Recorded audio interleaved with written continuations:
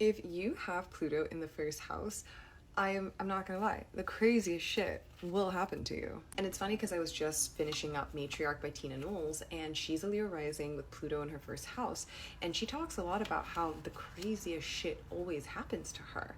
And as someone who is a Pluto Scorpio rising person, Pluto is literally on my ascendant, it's so true.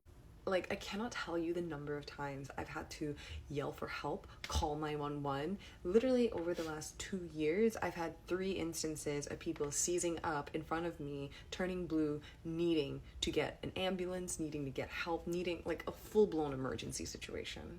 And it kind of is par for the course with the Pluto in the first house, because on some level the first house is so much about your filter and how you're approaching the world. And if your Pluto is in that first house, your personality is also going to, or the mask that you're wearing is how some people describe the rising sign, is going to be tinted with that layer of intensity, life or death situations, maybe even like some really intense obsessiveness. On some level, the way I describe it is Pluto in the first house, like part of my identity is actually kind of bringing up some deep-seated wounds for other people, which might be really uncomfortable. It's almost like I'm inadvertently triggering a subconscious from you. And so, maybe at first like, oh, we can get along and it's super great and it's lovely, and it can create these really deep, profound, loyal, long-term relationships. But for the most part, they like you until they hate you, because you're ultimately bringing up something deeper about their insecurities or about parts of themselves that they haven't necessarily worked with, because obviously Pluto talks a lot about our shadows,